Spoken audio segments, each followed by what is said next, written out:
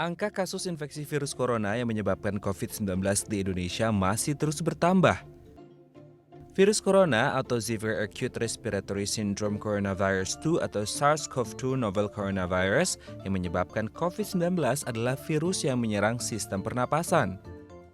Virus corona bisa menyebabkan gangguan pada sistem pernapasan, pneumonia akut, sampai kematian.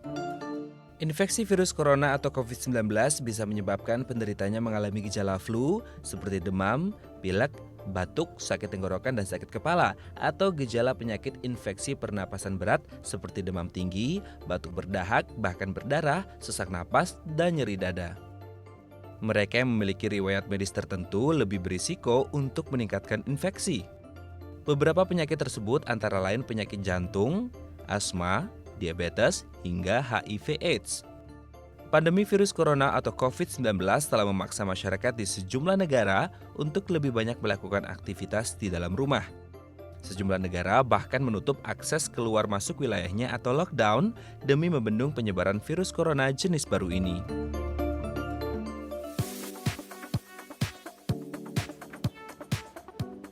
Halo pemirsa Bincang Sehati, apa kabar? Anda hari ini senang sekali saya Ayu Sutomo bisa kembali hadir ke hadapan Anda dalam program talk show yang penuh dengan informasi inspiratif, Bincang Sehati.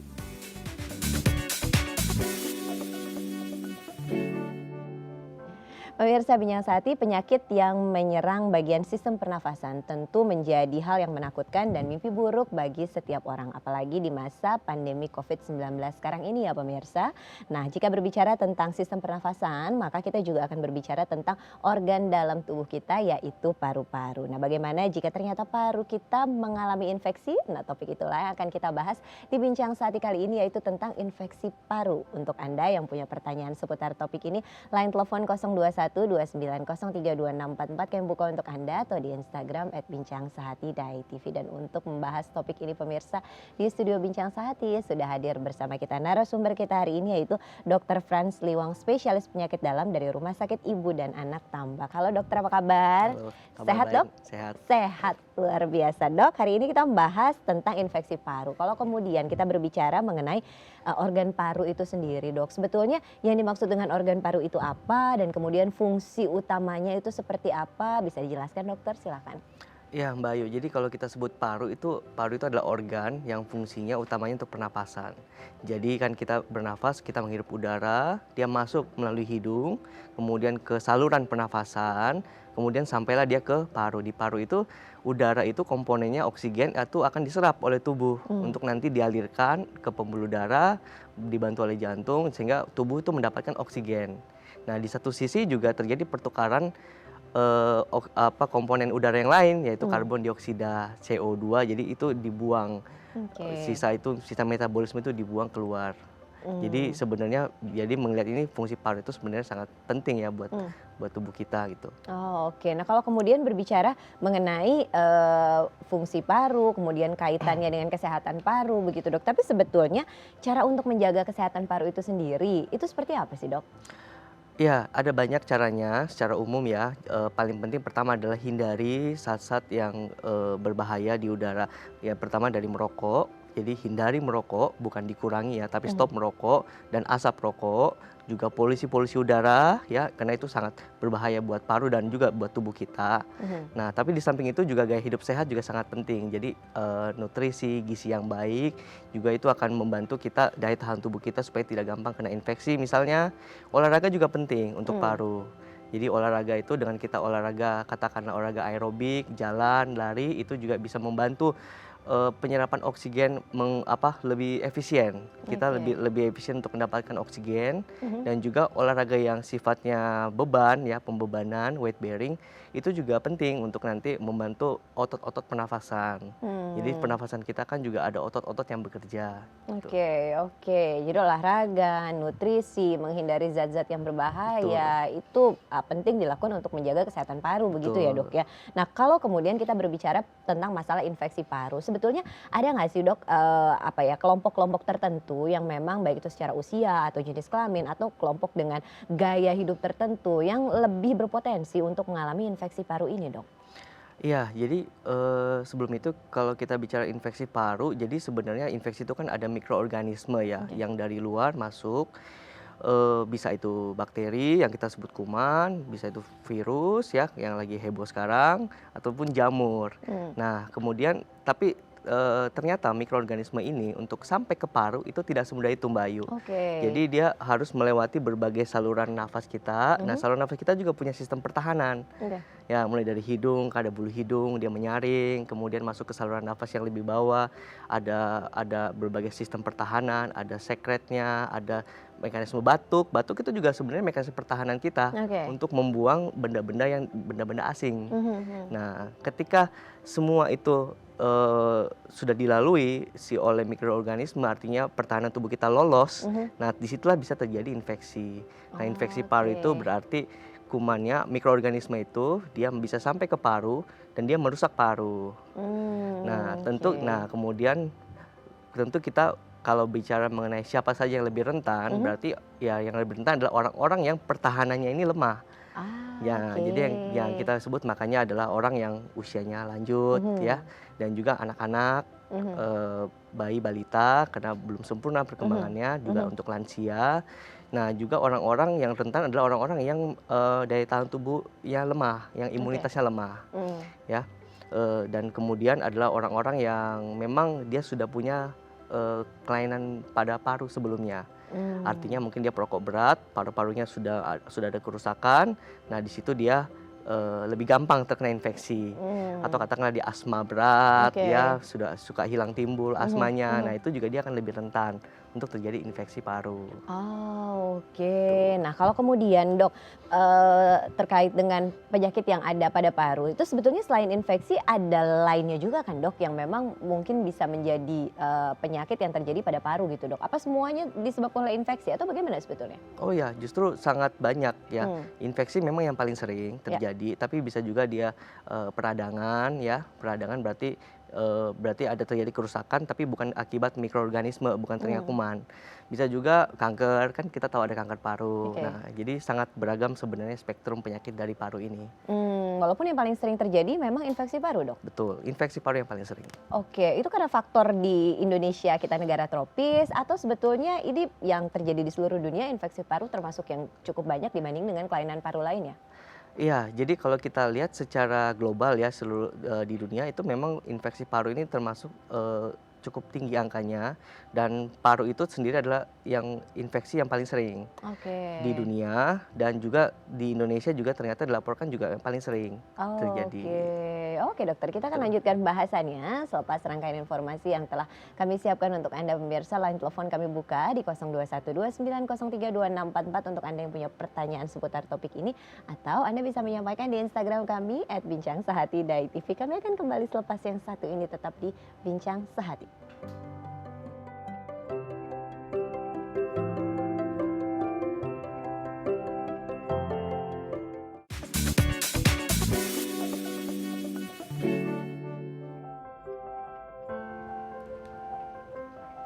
Terima kasih pemirsa, Anda masih bersama kami di Bincang Sehati membahas topik tentang infeksi paru. Untuk Anda yang punya pertanyaan seputar topik ini, line teleponnya masih kami buka di 0212903264 atau Instagram @bincang_sehati_tv. Dan sekarang mari kita lanjutkan pembahasan topik ini masih dengan Dr. Frans Liwang, spesialis penyakit dalam.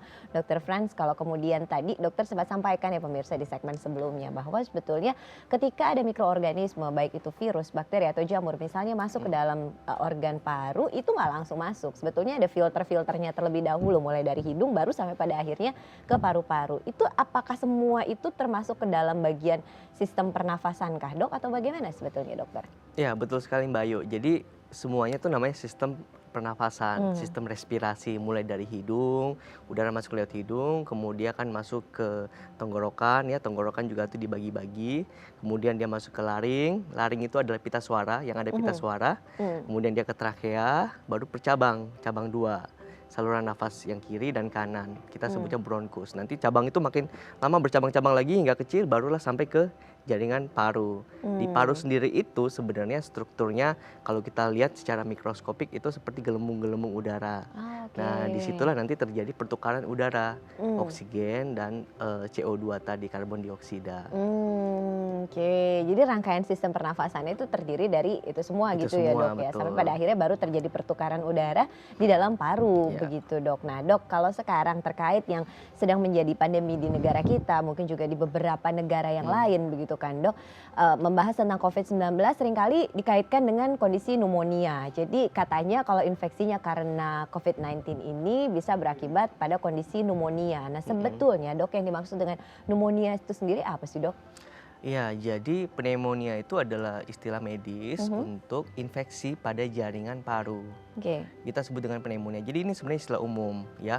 Jadi bisa pneumonia itu terjadi karena bakteri, bisa karena virus yang sekarang lagi wabah, bisa karena jamur. Itu semua namanya pneumonia.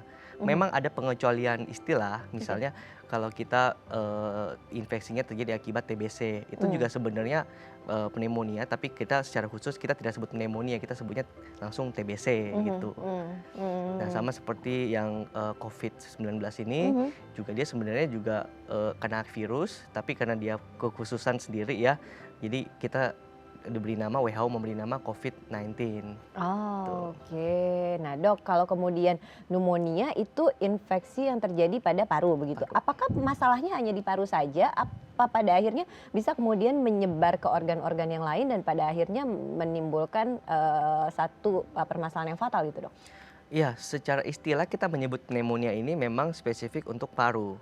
Tapi secara mekanisme itu kan kayak kita bahas tadi tidak langsung ke paru. Biasanya dia akan ada dari atas dulu, infeksi saluran napas atas, baru nanti kemudian dia bisa ke paru. Nah, pneumonia itu istilah untuk paru. Oke. Nah, apa yang terjadi ketika paru kita sudah terinfeksi? Nah, maka otomatis fungsi-fungsi dari paru itu akan terganggu. Ah. Ya, fungsi pernapasan, jadi orangnya akan sesak nafas, ya, dia akan ada batuk, ada dahaknya, kemudian memicu demam gitu. Dan nanti kalau memang semakin berat, ya berarti kan semakin sulit paru ini berfungsi, akhirnya orangnya bisa butuh rawat inap, dan pada kondisi ekstrim yang sangat fatal yang kita takutkan adalah dia gagal nafas gitu, akhirnya sampai butuh alat bantu nafas ventilator yang Oke. mungkin sering didengar. Nah, dok, kalau sekarang kan seringnya kan orang-orang berasa batuk dikit, pilek dikit, kemudian langsung khawatir, atau sakit tenggorokan dikit langsung berasa ada perasaan khawatir. Wah, jangan-jangan ini bisa berujung pada pneumonia gitu kan. Nah, tapi apakah selalu gejala flu, batuk, pilek, sakit tenggorokan itu menjadi bagian dari pneumonia itu kah, dok, atau bagaimana sebetulnya? Sebenarnya tidak spesifik ya, Oke. tidak spesifik. Kadang orang itu cuma kena yang atasnya aja. Artinya pertahanannya dia untuk bawah masih bagus. Oke. Jadi muncullah dia paling gejala-gejala di atas. Jadi yaitu pilek, batuk gitu ya, bersin, sakit tenggorokan, sakit menelan, itu gejala-gejala di atas. Oke. Nah, tapi ketika dia masuk ke level yang lebih bawah lagi, maka ya mungkin batuknya akan lebih sering, ada muncul dahak, memicu sesak nafas, demamnya lebih jelas gitu ya. Dan memang jadi gejala-gejalanya lebih berat. Oke. Nah, berbicara mengenai demam, pneumonia itu pasti akan diawali dengan demam kah, dok?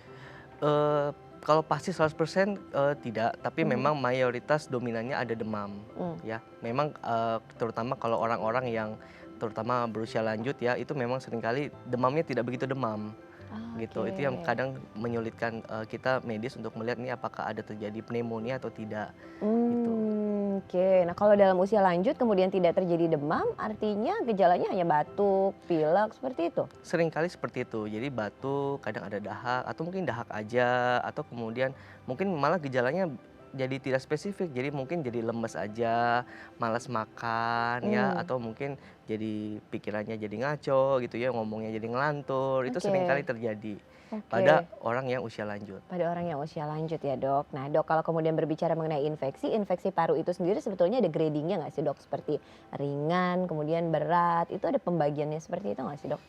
Ada, secara medis kita membagi ya, artinya infeksi paru itu pertama dia kadang tidak bergejala ya, yang mungkin sedang heboh sekarang, dia bisa jadi tidak bergejala atau dia bisa muncul gejala ringan ya, mungkin batuk-batuk saja gitu ya. kemudian mulai jadi sedang, dia mulai Hmm. sesak nafas, mulai ininya susah, gampang capek, nanti sampai yang berat. Sampai tadi kondisi ekstrimnya ya dia butuh rawat inap, mungkin kalau fungsi pernafasannya sudah sangat terganggu ya dia butuh alat bantu nafas, ventilator. Oke, jadi itu infeksi gradingnya seperti itu Gradingnya dari seperti mulai itu. yang ringan sampai yang berat begitu Betul. dok. Oke, kalau kemudian berbicara mengenai paru-paru juga ya pemirsa, seringkali mungkin pemirsa di rumah bilang bahwa oh ini sakitnya adalah paru-paru basah. Nah, Hmm. apakah ini juga merupakan bagian dari infeksi paru dok? Atau itu Iya. hal yang berbeda? Ya, ini penting ya. Jadi, istilah awam paru-paru basah itu sebenarnya dia bisa merujuk pada 2 kondisi. Hmm. Pertama, pneumonia itu sendiri, itu sebenarnya juga memang secara medis, kedokteran itu memang terjadi penumpukan cairan, Hmm. ya.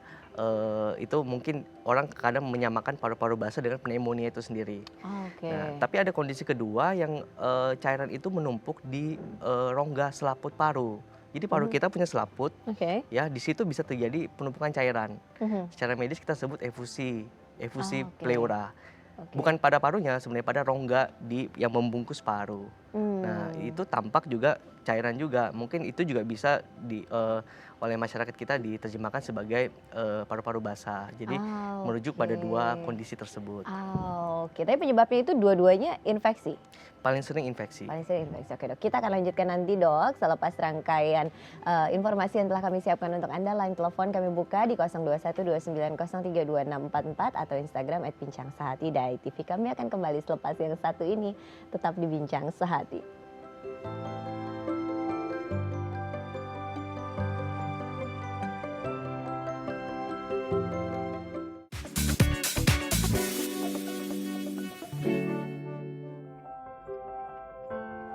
Terima kasih pemirsa Anda masih bersama kami di Bincang Sehati membahas topik tentang infeksi paru. Untuk Anda yang punya pertanyaan seputar topik ini line telepon 0212903264 kami buka untuk Anda atau di Instagram @bincangsehati.tv. Dan sekarang mari kita lanjutkan pembahasan topik ini masih dengan Dr. Franz Liwang, spesialis penyakit dalam. Dok, kalau kemudian berbicara mengenai usia yang rentan terhadap infeksi paru ini. Tadi di segmen awal dokter sempat sampaikan bahwa sebetulnya usia tua kan atau usia yang sudah lanjut begitu ya dok ya, karena memang sistem imunitas itu sudah tidak begitu baik pada saat masuk usia lanjut. Nah kalau pada usia produktif, apakah infeksi paru ini juga bisa atau rentan terjadikah atau bagaimana dok? Iya, betul sekali Mbak Ayu. Jadi yang saya bilang tadi adalah resiko. Paling kalau dibandingkan memang yang lebih tinggi adalah usia lanjut. Oke. Tapi bukan berarti yang usia muda juga bebas dari infeksi paru. Nah, kita tahu walaupun usianya muda, katakanlah daya tahan tubuh bagus, seseorang usia muda itu bisa terkena juga infeksi paru apabila kalau pertama dia sudah punya kelainan paru sebelumnya, artinya sudah ada kerusakan paru. Oke. Katakanlah dia merokok, ya gaya hidupnya, atau mungkin sering terpapar polusi udara, atau gas-gas atau zat-zat yang bersifat toksik terhadap paru. Terus kemudian juga pekerjaan katakanlah di tempat-tempat kain yang sesuatu yang bisa terhirup, itu juga beresiko untuk menjadikan sistem paru, sistem pernafasan menjadi rusak dan sehingga terjadi gampang kena infeksi. Oke. Selain itu memang biasanya terjadi pada usia muda yang dia memang punya daya tahan tubuh yang lemah. Oke. Artinya dia memang ada penyakit yang lain atau dia minum obat yang menurunkan daya tahan tubuh. Nah, itu juga dia rentan terkena infeksi paru. Oke, dok sudah ada pertanyaan yang masuk di Instagram @bincangsehati.tv. Saya bacakan untuk dokter dan pemirsa di rumah. Kali ini pertanyaan dari Safitri Nur Aini 88. Pertanyaannya gini dok, ibu saya usia 40 tahun, sudah 2 minggu ini batuk dan ada dahaknya. Kemarin sesak nafas sampai dipakai alat bantu untuk bernafas. Semua obat sudah diminum tapi belum ada perubahan dan cuaca saat ini juga sedang tidak menentu. Kadang panas, kadang hujan. Apakah cuaca seperti ini berpengaruh terhadap kesehatan ibu saya dok? Iya. Usianya 40, batuknya Dari- sudah 2 minggu. Ya, terima kasih Mbak, siapa namanya? Safitri Nur Aini Mbak 88. Syafitri Nuraini. Jadi kalau mendengar ceritanya ya sepertinya memang ibunda Syafitri perlu dirawat ya karena sudah sampai perlu alat bantu nafas. Tapi memang nanti dokter yang akan menentukan ini perlu dirawat atau tidak.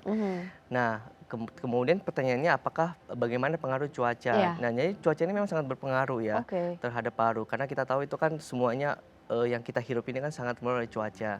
Nah, pada awal tahun ini kita memasuki musim hujan, Hmm. yang dimana itu sebenarnya sangat tinggi angka kejadian influenza. Oke. Itu satu. Jadi memang lagi musim influenza, jadi seorang bisa kena flu. Hmm. Nah, selain dari flu yang sering lagi ya pneumonia itu tadi. Oke. Ya pneumonia itu sendiri itu memang cukup sering terjadi di lingkungan masyarakat ya Hmm. gitu. Nah, tadi ibundanya umurnya 40, 40. 40 ya. Sebenarnya kita pakai patokan usia lanjut itu di atas 60. Hmm. Nah, 40 ini sebenarnya masih relatif masih usia produktif ya. Hmm. Gitu. Tapi kalau sudah gejalanya berat, memang sudah demamnya tinggi, sudah sampai sesak, nggak bisa ngapa-ngapain, ya itu memang perlu pertolongan medis lebih lanjut. Oke, oke. Jadi ini memang kalau sudah dalam kondisi ini ada baiknya untuk segera ke dokter untuk pemeriksaan gitu ya dok ya, Ya, untuk betul. ditentukan ini seperti apa dan pengobatan yang paling tepatnya itu bagaimana. Ya, Mudah-mudahan betul. bisa membantu menjawab pertanyaan dari Safitri Nuraini 88. Nah dokter, kalau kemudian berbicara mengenai infeksi paru, ini adalah sesuatu yang menular atau tidak sih dok? Eh, se- Ya menular ya, karena ini adalah suatu mikroorganisme, Mhm. jadi infeksi paru ini sifatnya menular. Walaupun memang tingkat ininya menularnya beda-beda untuk Oke. setiap detail penyakitnya. Oke. Gitu. Jadi katakanlah infeksi paru yang paling kita sering kenal kan di negara kita ini TBC ya. Mm-mm. Nah, itu sangat menular gitu. Oke. Nah, terus kemudian kalau untuk pneumonia yang biasa yang lazim terjadi itu karena kuman, karena bakteri. Mhm. Nah, itu juga menular sebenarnya, tapi memang tingkat penularannya tidak setinggi TBC atau tidak setinggi Oh. COVID yang sekarang Hmm. lagi mewabah gitu. Oke, oke. Jadi memang menular, tapi tingkat penularannya itu bergantung pada penyebabnya tadi gitu Penyebabnya ya dok. tadi, Kalaupun memang betul. tadi dokter sempat sampaikan ada juga mungkin disebabkan oleh jamur gitu ya dok ya. Itu juga menular kan? Pada prinsipnya iya, apalagi ketika dia batuk, ada dahak. Oke. Nah, ada dahaknya, dahak itu yang sebenarnya menjadi tempat jamur itu, mikroorganisme itu bisa tumbuh gitu. Oke. Nah oke, kalau kemudian berbicara mengenai menular, apakah penularannya itu selalu droplet saja? Karena kan kalau misalnya kita sekarang mendengar banyak informasi gitu ya pemirsa yang mungkin diterima dari WhatsApp atau dari mana, itu ada yang bilang, oh di udara pun bisa terjadi atau apa. Tapi sebenarnya mekanisme penularannya itu seperti apa sih dok? Iya, jadi cara penyakit infeksi paru itu menular Mhm. itu paling tidak ada 3. Pertama Oke. melalui droplet. Ya, Ya. droplet itu adalah percikan. Ya. Percikan kalau kita batuk, bersin atau kita bicara pun ada Mhm. percikan yang keluar. Nah, ini partikelnya biasanya batasannya 5 mikron. Hmm. Nah, mayoritas menularnya melalui droplet ini. Nah, Mhm. tapi ada juga yang dia bisa menular melalui udara. Oke. Namanya airborne. Hmm. Nah, kayak TBC itu airborne. Makanya orang seperti ini kita isolasi. Oke. Ya. Nah, tapi ada penularan yang ketiga, Bayu, yang sangat perlu kita perhatikan adalah melalui kontak. Mhm. Nah, kontak ini maksudnya begini, bukan berarti pegang apa langsung jadi kena gitu. Maksudnya Oke. gini, dia adalah seseorang batuk ya, Mhm. bersin. Nah, kemudian dia bersin kena di bangku ini katakanlah, kemudian saya pegang, Mhm. kemudian saya pegang yang ini, kemudian cangkirnya diambil oleh Mbak Ayu, jadi Oke. terus Mbak Ayu gosok muka. Nah, Hmm. itu seperti itu juga bisa menular Oke. gitu. Jadi memang ada 3 dari droplet, kemudian udara, Udara, dan juga kontak kontak. begitu. Nah dok, menarik membahas melalui yang udaranya ini. Udara bebas gitu yang di mana-mana atau sebetulnya ada range tertentu yang dia akan mati di jarak berapa atau dia nggak akan bertahan lama di udara sehingga sebenarnya nggak perlu untuk begitu sampai mengkhawatirkannya atau bagaimana dok? Iya, gini, cara penularan ini memang beda-beda tiap penyakit. Oke. Ada penyakit yang dia sebagian besar droplet. Hmm. Ada yang bisa juga airborne-nya, gitu. Kalau airborne itu contohnya adalah TBC ya. Jadi biasanya kita rawat di ruang isolasi gitu. Di ruang isolasi, di ruang isolasi itu tekanannya juga negatif. Hmm. Jadi dia menyedot partikel mikro-partikel. Oke. Nah, tapi yang paling sering memang melalui batuk, dahak, dan droplet ini.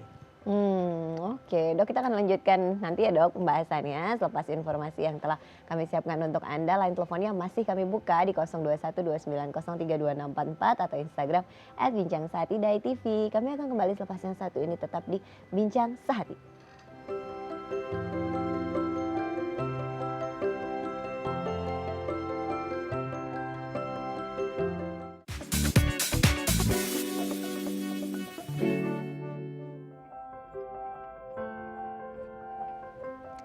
Terima Terima kasih pemirsa Anda masih setia bersama kami di Bincang Sehati membahas topik tentang infeksi paru. Untuk Anda yang punya pertanyaan seputar topik ini, line telepon 021 2903 2644 kami buka untuk Anda atau di Instagram @bincang_sehati_tv. Dan sekarang mari kita lanjutkan pembahasan topik ini dengan Dr. Franz Liwang, spesialis penyakit dalam. Dok, kalau kemudian terjadi infeksi pada paru begitu ya dok ya, itu kan dari dokter sempat sebutkan bahwa penyebabnya itu nggak cuma karena virus aja, bisa aja juga penyebabnya karena ada bakteri atau karena ada jamur gitu. Nah, ketika memang penyebabnya itu berbeda, sebetulnya penanganannya itu akan berbeda juga nggak sih dok? Treatment untuk pengobatannya?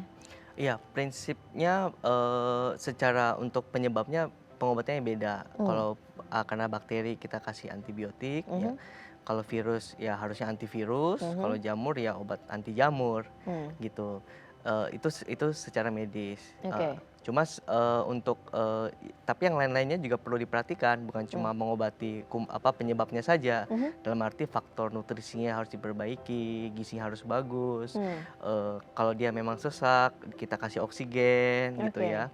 Terus kemudian juga kita lihat derajat-derajatnya, Mbak Ayu. Jadi kadang ada yang ringan, itu pasien bisa pulang. Oke. Bisa pulang kita kasih obat ya. Kalau dia ada batuk, obat batuk, ada dahak, obat dahak gitu ya. Dia bisa pulang, nanti kita anjurkan dia kontrol.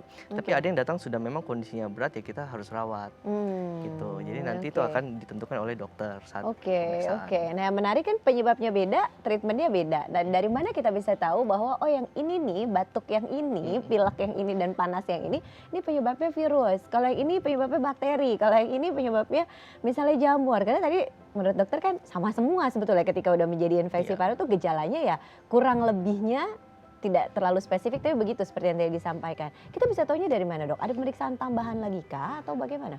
Iya, jadi memang kalau dari gejala semuanya itu hampir mirip. Ya, walaupun memang kalau penyebabnya bakteri, biasanya batuknya ada dahaknya, Ah, lebih oke. kental ya, Mhm. kadang hijau, kuning, putih gitu ya. Lebih karena itu. Terus mungkin lebih demam gitu. Kalau kalau obat virus mungkin ya batuknya kering Ah, ya, lebih oke. demamnya lebih dominan demam Hmm. gitu ya. Itu. Kalau jamur lebih tidak spesifik lagi. Nah, Oke. tapi memang dalam lapangan di kenyataannya memang itu kadang-kala sulit kita tentukan ya penyebabnya. Jadi kita perlu pemeriksaan lanjutan. Oke. Ya, pemeriksaan darah ya. Kemudian kita ronsen, ya Mhm. kita lihat ada bercak-bercak putih gitu ya. Kemudian yang paling penting adalah untuk menentukan penyebabnya sebenarnya adalah mencari kumannya itu, mencari penyebabnya, mikroorganismenya dengan cek dahak. Kalau ada dahaknya kita periksa dahaknya. Oke. Gitu ya. Kalau yang lagi mewabah sekarang itu kan kita lakukan dengan swab. Swab. Swab kita cari virusnya. Tuh. Oke, oke. Jadi memang perlu pemeriksaan lebih lanjut untuk mengetahui penyebab pastinya apa sehingga pengobatannya bisa tepat begitu ya dok ya. Betul. Dok, sudah ada penelpon yang bergabung dengan kita. Kita sapa penelpon kita terlebih dahulu. Halo. Halo Bincang Sehati. Halo Bincang Sehati. Iya, Iya, dengan siapa di mana? halo. Iya, halo, dengan siapa di mana Ibu? Saya dengan Eve. Eve, Dengan Ibu Eve di mana? Jakarta. Di Jakarta. Silakan pertanyaannya Ibu Eve. Iya, Jakarta. Iya, dok, saya mau tanya. Anak saya sudah 3 bulan lalu, eh, itu kan memang sudah ada gejala batuk. Kita sudah ke rumah sakit dan cek darah, ronsen. Ya Ibu. Tapi dokter bilang itu gejalanya katanya kemungkinan TB. Baik. Oke. Pertanyaannya Ibu? Tapi pertanyaan saya, setelah 3 bulan itu, kita sampai detik ini kan dikasih obat TB. Sampai sekarang, anak saya kan kuliah suka tidur pagi jam 2, jam 3. Anaknya umur 21 tahun.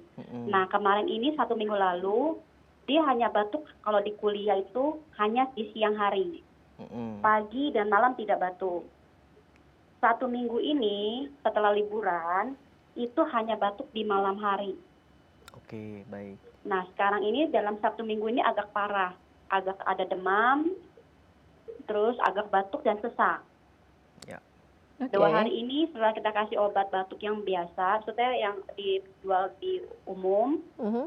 saya kasih obat panas, penurun panas, sudah lebih baik. Tapi Oke. hanya batuknya itu sesak yang bikin dia itu sesak. Oke. Kalau kita mau ke rumah sakit saat ini kan banyak penyakit corona, kita takut gitu dok. Oke, Lebih baik gimana baik. ya dok sarannya? Ibu, Baik. boleh tahu anaknya umur berapa, Bu? 21 tadi. 21 tahun. Oke. Oke, baik ya. Oke, selama liburan di rumah saja kah atau Di rumah. oh di rumah? rumah. Oke, liburan karena social distance ini ya Bu? Iya betul. Oke, dokter ada pertanyaan lagi mungkin untuk Ibu? Sudah cukup? Baik, kami Saya coba. mau ke dokter, mau ke rumah sakit tapi takut gitu Oke, dok. baik. Lebih baik sarannya harus bagaimana gitu loh. Baik, Iya, baik iya, Ibu iya. kami coba jawab bersama di sini. Iya. Terima kasih atas partisipasinya di Bincang Terima Sehati. Dokter silahkan dok, anaknya 21 tahun, Iya. batuk sejak 3 bulan yang lalu, sempat Didiagnosa tuberkulosis. diperiksa gejalanya TB, tapi tidak dikasih obat. Lalu sekarang suka batuk di malam, kadang di siang, sekarang malah jadi lebih parah dan beberapa waktu lalu ada demam. Sudah ada obat demam, tetapi batuknya masih tetap tidak hilang. Ya, terima kasih Ibu Eve ya dari Jakarta. Ini penting juga kita bahas ya mengenai TBC ini ya, karena sangat banyak angkanya di kita dan kemarin baru-baru minggu lalu kita merayakan Hari TB Internasional ya. Jadi pertama kita mengatakan seseorang TBC itu memang tidak gampang. Kita lakukan serangkaian pemeriksaan dan harus kita periksa dahaknya Oke. sampai ketemu kumannya. Biasanya pun dahaknya pun diperiksanya tidak 1 kali, Ya. Mbak Ayu. Jadi periksanya 3 kali. Kalau labnya mungkin sudah ada standar tertentu, dia bisa 2 kali. Nah, ketika ketemu kuman TB, maka disitulah confirm berarti diagnosanya menjadi TB. Nah, TB ini adalah penyakit yang bisa sembuh, Oke. ya Mbak Ayu. Jadi ada pengobatannya. Hmm. Biasanya 6 bulan minumnya, kadang bisa lebih. Nah, jadi oleh sebab itu buat Ibu Eve ya di Jakarta. Kemudian menarik nih ya, ada pertanyaan berikutnya, saya takut ke rumah sakit karena takut betul. corona. Nah jadi ya untuk kondisinya anaknya Ibu Eve jangan takut untuk rumah sakit karena memang ini perlu penanganan. Oke. Perlu penanganan, perlu obat. TBC ini kalau tidak diobati ya nanti bisa makin parah, bisa makin rusak intinya parunya Oke, gitu. Dan oke. sayang padahal kan TB ini ada obatnya Hmm. gitu. Jadi pertama jangan takut Oke. ke fasilitas kesehatan terdekat ya. Karena sekaligus juga itu nanti mereka akan periksa ini ada tanda-tanda tidak untuk mengarah ke Oke. COVID-19, penyakit corona. Gitu. Jadi sekalian diperiksa gitu. Kita memang dari medis itu berbagai asosiasi kita itu memang menyarankan menunda ke dokter hanya untuk pasien-pasien yang rutin atau yang memang dia artinya tidak ada emergency untuk ke dokter, itu memang kita sarankan untuk ditunda. Oke. Nah, tapi kalau memang ada kondisi kayak tadi diceritakan ya, saya anjurkan memang harus ke dokter Oke. gitu. Ya, tapi Oke. kalau memang cuma rutin aja, misalnya ambil obat atau yang lain-lain yang tidak urgent yang bisa tunda ya, memang sebaiknya dianjurkan Oke. ditunda. Oke, tapi ada protokol tertentu nggak sih dok kalau misalnya memang ternyata harus ke rumah sakit, ada yang harus dilakukan oleh pasien begitu? Karena kan bener gitu ya pemirsa, kita sebagai pasien kadang-kadang mau ke rumah sakit, aduh masih sakit-sakit dikit deh nanti dulu gitu. Tapi kalau dalam kondisi yang memang seperti itu, apakah ada hal-hal yang perlu untuk dilakukan atau menjadi protokol tertentu supaya memang bisa setidaknya melindungi begitu? Ya, jadi pertama ke dokter saja, biasanya lihat apakah bisa ke poliklinik, apa kalau memang emergency dia langsung ke IGD. Nah, dari situ setiap layanan kesehatan ya di masa sekarang ini pasti sudah mempersiapkan, Mbak Ayu. Oke. Artinya dia akan lihat mana yang akan misalnya mana yang benar-benar gawat, mana yang tidak. Kemudian dia pisahkan lagi, dia akan memilah lagi mana yang wah ini arahnya jangan-jangan ke COVID-19 nih atau bukan gitu. Jadi silakan saja gitu. Oke, mudah-mudahan bisa membantu menjawab pertanyaan Ibu Eve di Jakarta yang tadi bergabung di Bincang Sehati. Dan sekarang pemirsa di rumah, kami telah menyiapkan rangkaian tips untuk Anda semua. Tipsnya kali ini tentang hidup sehat, sakit lenyap. Seperti apa tipsnya? Silakan simak yang berikut ini.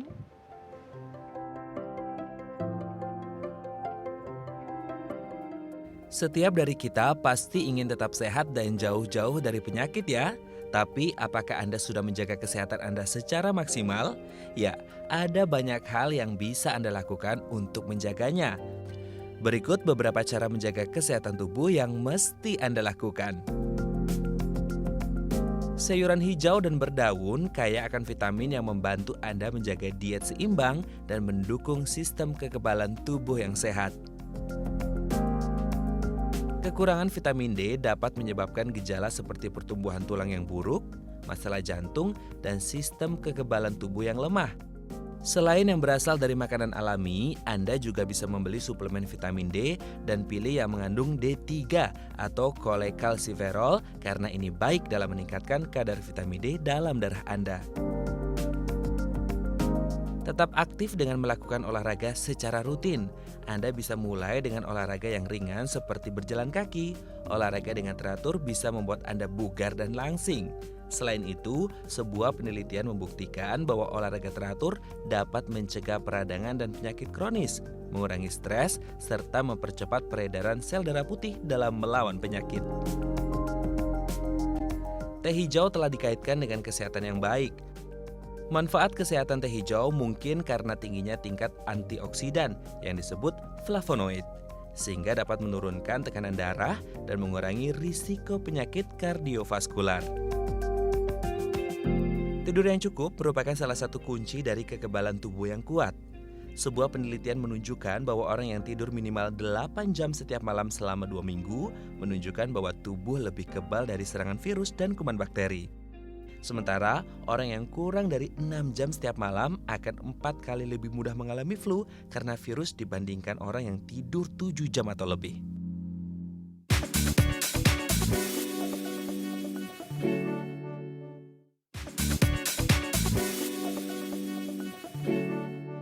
Terima kasih pemirsa, Anda masih bersama kami di Bincang Sehat yang membahas topik tentang infeksi paru. Dan untuk Anda yang punya pertanyaan seputar topik ini, line telepon 021 2903 2644 yang buka untuk Anda, atau Instagram @bincang_sehati_tv. Dan sekarang mari kita lanjutkan pembahasan topik ini masih dengan Dr. Frans Liwang, spesialis penyakit dalam. Dok, kalau kemudian individu yang sudah pernah mengalami infeksi paru seperti itu, pneumonia tadi ya kita menyebutnya, kalau dikaitkan dengan pandemi yang sedang terjadi sekarang, COVID-19 ini, apakah ada resiko yang lebih besar bagi individu yang sebelumnya pernah mengalami pneumonia untuk kemudian menjadi lebih mudah atau lebih rentan terserang virus COVID-19 ini, dok? Iya, kalau dikatakan resiko ya relatif memang lebih tinggi ya. Oke. Artinya kalau dia sudah pernah pneumonia berarti daya tahan tubuhnya sudah pernah kebobolan. Oke, Gitu. betul. Tapi kita tahu bahwa resiko utama untuk COVID ini itu adalah usia yang lansia ya, atau usia yang sangat muda. Terus kemudian orang-orang yang memang punya masalah penyakit-penyakit kronik sebelumnya. Dia punya penyakit jantung, penyakit ginjal, penyakit liver, diabetes gitu ya. Itu juga resikonya juga tinggi gitu. Oke, dok, sudah ada penelpon yang siap bergabung dengan kita. Kita sapa penelpon kita kembali. Halo, Bincang Sehati. Halo. Ya Bu. Iya, dengan siapa di mana Bapak? Di Bogor Bu. Selamat pagi Bu. Selamat pagi, dengan Pagi. siapa Pak? Dengan Darisman Bu. Pak Risman di Bogor. Risman, Silakan ya. langsung pertanyaannya Pak Risman. Ya, selamat pagi dokter. Selamat pagi Pak Risman. Ya ini Pak, saya tuh udah kena batuk, udah jalan 2 minggu ya. Ya. Sama pilek itu biasa. Cuma Ya. saya lihat di catatan harian saya tanggal bulan Maret tuh saya kena flu Pak, setiap bulan Maret gitu. Nah ini batuk saya kemarin kan kering Pak. Ya. Saya biasanya beli obat di apotek gitu, jarang ke dokter lah ya. Ya. Pertama saya beli obat yang murah tuh apa tuh, aduh. Oke, Obat baik Pak. batuk ya. Jadi Baik saya Pak. terakhir Oke. beli ini obat Oke. OBH hitam yang Ya, obat kopi batuk ya Pak ya. Obat batuk ya, kopi hitam Pak. tuh, jadi keluar dahaknya gitu dok. Ya. Oke.